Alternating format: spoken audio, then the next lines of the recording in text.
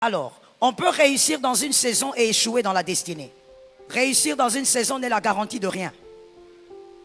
Voilà pourquoi la Bible insiste en disant « Commence bien, mais achève aussi bien ».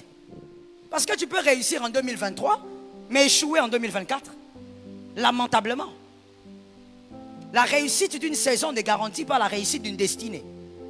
Donc, tu dois voir clair dans une saison.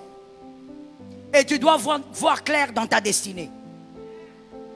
Est-ce qu'on est d'accord? On peut voir clair dans sa destinée sans accomplir sa mission. Tu vois clair, tu comprends ce que c'est ta destinée. Mais tu échoues dans ta mission. Pourquoi? Parce qu'on ne réussit pas dans la mission parce qu'on voit la mission. On réussit dans la mission parce qu'on est équipé pour la mission. Donc au-delà de voir, non, moi j'ai été appelé à être médecin. Non, moi j'ai été appelé à être ceci. Je vais l'expliquer de manière simple. Tu sais que tu as été appelé à être médecin, mais si tu ne fais pas médecine, ben, tu passes à côté. Ben, tu as échoué. C'est pas parce que tu dis que tu as rêvé plusieurs fois en train d'opérer des gens et tout ça, que voilà, tu deviens médecin. Non, tu dois être équipé pour devenir le médecin que tu as vu. Donc, on peut voir dans une destinée, mais échouer dans la mission. Dans les trois dimensions, tu dois réussir. Ça tombe sur tes enfants. Quand je dis ça tombe sur tes enfants, c'est que toi-même tu as déjà réussi, n'est-ce pas? Il est impératif ce matin que tu te connectes à la parole qui doit s'imposer dans cette saison. Avant que l'année finisse, il faut que tu vives certaines réalités. Donne 3 amens que tu guérisses. Pour comprendre ces choses, il faut le discernement. Pierre a reconnu l'arbre. L'arbre, c'était Jésus. Pierre a reconnu l'arbre. Je te parlerai ce que c'était le fruit. Allons-y doucement. Marc 8, 24 à 26. Marc 8, 24 à 26. Encore Jésus. Voici ce qui se passe. Il regarda et dit: j'aperçois les gens, je les vois comme des arbres. Et ils, ceux qui ont des Bibles, et ils font quoi? Parlez à haute voix s'il vous plaît. Merci. Et ils marchent. Jésus lui mit de nouveau les mains sur les yeux. Et quand l'aveugle regarda fixement, il fut guéri et vit tout distinctement.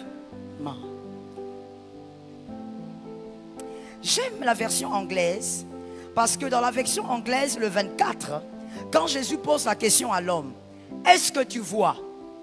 L'homme ne dit pas à peu près. L'homme dit yes, je vois.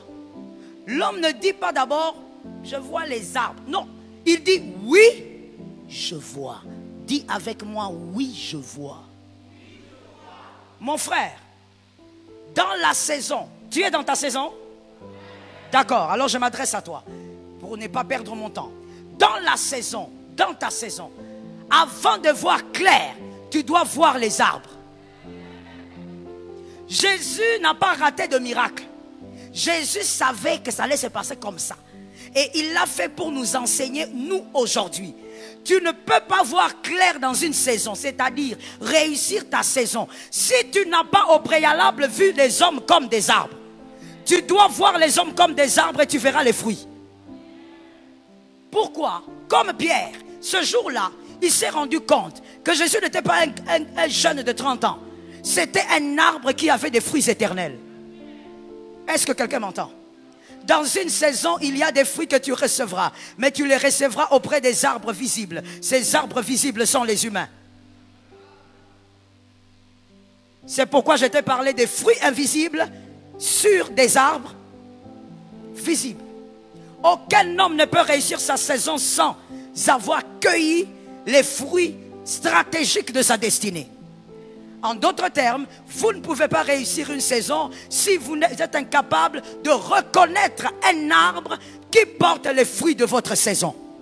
Il y a des hommes à reconnaître dans une saison. Je bénis ta maison, je bénis tes enfants. Lève ta main droite, je sens quelque chose. Dis avec moi au nom de Jésus. Que mes enfants aient l'esprit de discernement. Mon frère, il y a des saisons, même pas il y a des saisons, dans toute une destinée.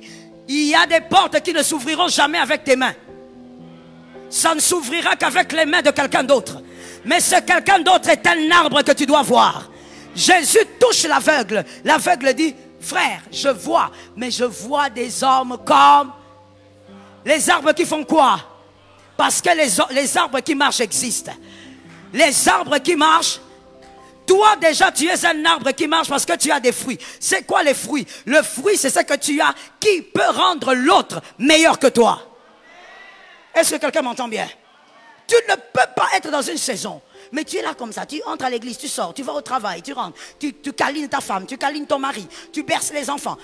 As-tu repéré les arbres de la saison? Et c'est pour ça que là je disais, ça ce n'est plus question de goût. Oh non, moi je n'aime pas sa tête. Moi je n'aime pas sa manière de parler. Si il a les fruits de ta saison, tu dois aller là-bas. Donne-moi 3 amens que tu sois délivré. Je suis décidé de te dire ça mon frère, jusqu'à ce que ça rentre dans ton esprit. Même dans ton pancréas ça doit entrer. Mon frère, tu ne peux pas réussir si tu ne localises pas certaines sommes dans la destinée. Et pour les localiser, tu dois voir les arbres. Ça veut dire que quand tu le vois lui, hein, tu ne vois... My God. Vous savez, quand je vois un arbre, je ne regarde pas les défauts. Je regarde quoi? Avant que Jésus n'amène l'aveugle à voir clair, Jésus a envie de nous dire, avant de voir clair dans la destinée, que tu voies bien, ça veut dire tu réussis, tu avances. Tu dois d'abord voir les hommes comme des arbres qui... Et quand on regarde les arbres, comme vous venez de le dire, on ne regarde pas les défauts. Oh, cet arbre est penché. Pourquoi il est penché? Mon frère, c'est qu'il y a quelque chose qui ne va pas avec toi. Est-ce que quelqu'un m'entend bien? Lorsque tu regardes un arbre, tu te focalises sur quoi? S'il y a le fruit, tu fais quoi? Tu t'arrêtes. S'il n'y a pas de fruit, tu passes. Si on te demande comment était cet arbre-là, court ou grand, tu t'en fous, tu ne te rappelles même pas. Ça, c'est un autre enseignement, mais que j'annexe en même temps. Lorsque tu localises les arbres de ta saison, arrête de regarder à leurs défauts. Tu n'es pas là pour regarder leurs défauts. Regarde le fruit et mange. Donne-moi un amen normal. Si tu n'es pas capable de discerner par l'Esprit de Dieu, mon frère, tu vas passer des années inutiles à, excusez-moi, mais je dois le dire comme ça, avec des personnes des gens qui te bouffent, des gens qui te bouffent l'énergie, mais qui ne te donnent rien. Quand je dis donner, je ne parle pas de 10 $. 10 $, c'est rien. 1000 $, c'est rien. 1 million, c'est rien. Donne-moi les bagages, j'aurai plus que ça.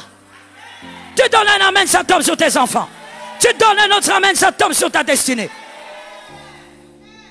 Surtout la jeunesse d'aujourd'hui.